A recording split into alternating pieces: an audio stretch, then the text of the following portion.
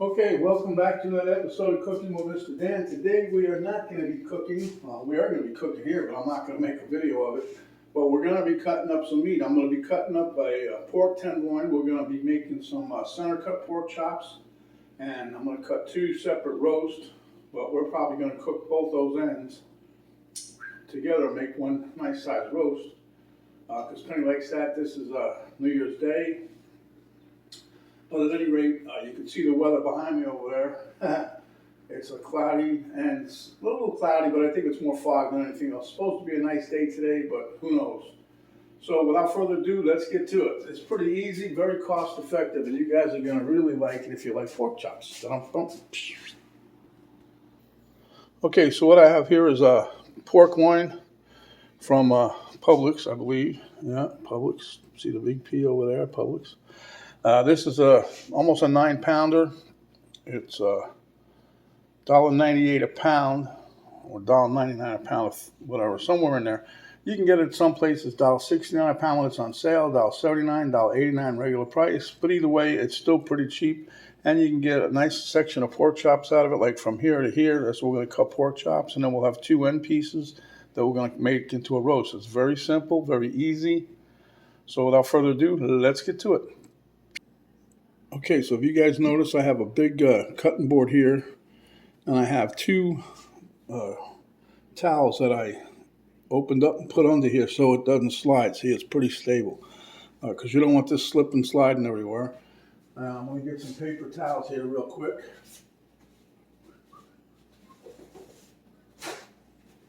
And the main reason for the paper towels, we're going to wipe some of the excess moisture off the outside of the pork loin. So here you got it. You can see there's plenty of fat. It's in the airtight cryovac. Okay, so here you have it. So let's cut this out of here and get on to it.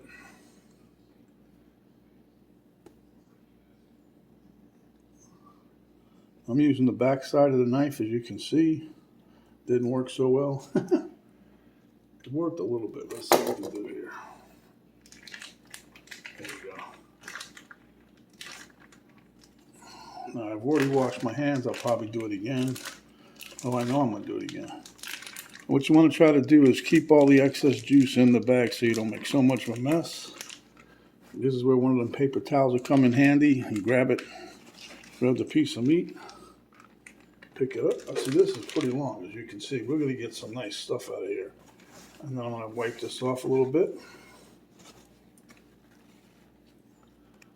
And onto the cutting board it goes. Where she stops, nobody knows.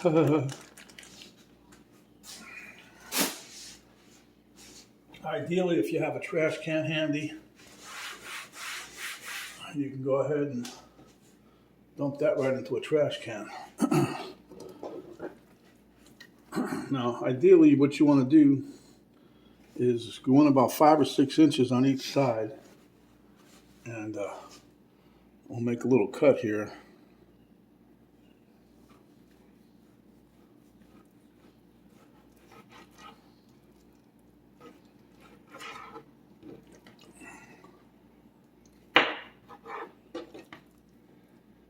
Yeah. All right. Now you can cut from the other side, but I like to leave one this far end alone because that way I want to get some nice pork chops. See here, if you cut it back a little further on here, you won't just get that nice solid one color thing. It'll be like a couple different colors, like pink and purple, red, whatever. Okay, so I want to cut these about 3/4 of an inch to an inch. I don't want to cut them too thick. Now, I want to just show you something else in case that chop come out good, right? So then we want to flip this over. Now, see, I just started getting to the some people call this a chain. It's actually from this part here comes from the where it rests on the spine, and it's called a chin, C-H-I-N-E, chin. I'm gonna rinse my fingers real quick.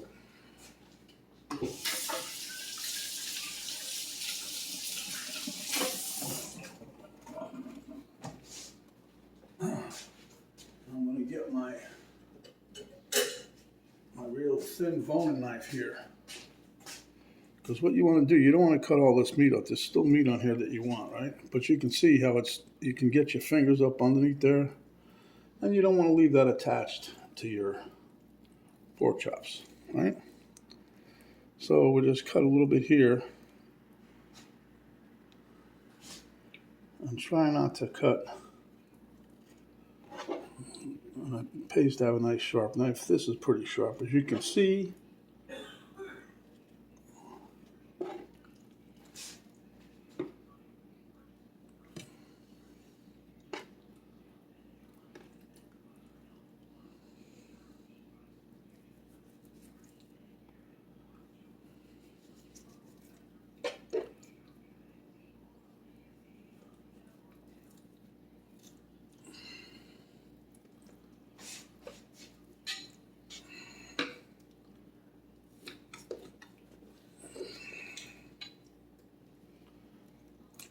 Now this, don't throw this away. It's good cooking.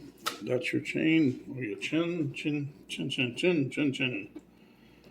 See, and here you can see that's where the different colors start. Okay, so we're going to cut all the way down to here at least. That'll give you some nice pork chops. So,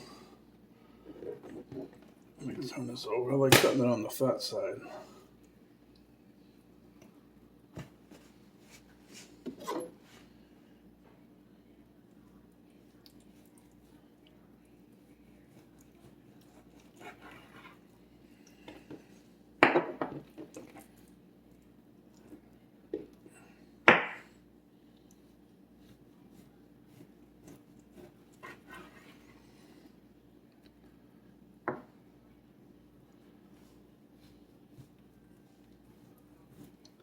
And very simply, you just keep slicing away.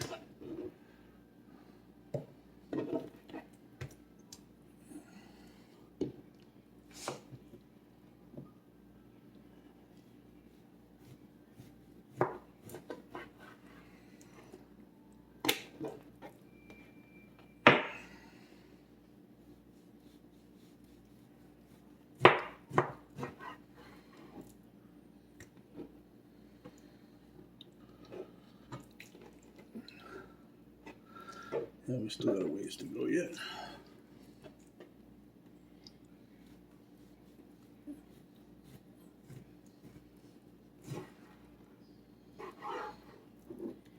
Should have used my longer knife, but that's all right.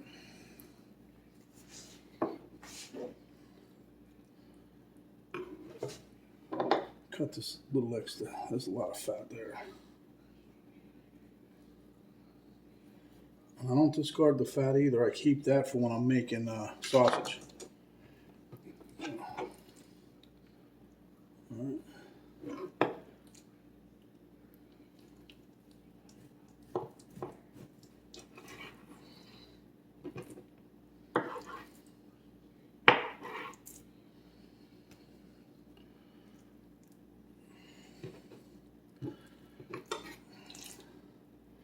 Still got a nice chunk of meat here, so.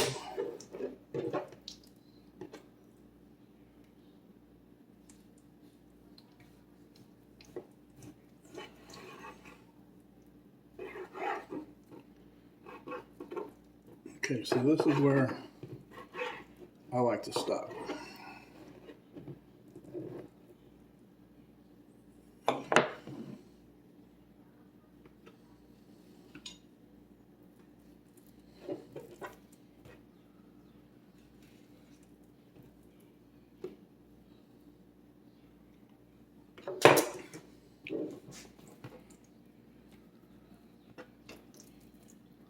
Right. So we got this here, got this here.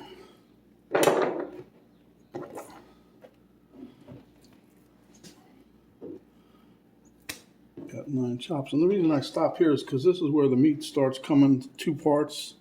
And I don't want to trim no more off of this, so this is going to be the one roast. Now this one here, we still got a shot. Can trim a little more off this one for making a pork chop.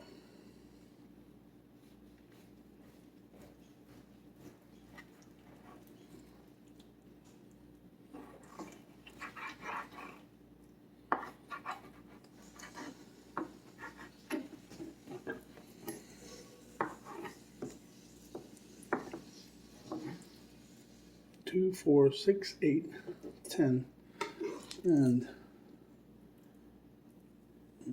let me cut one more, I think, just one more.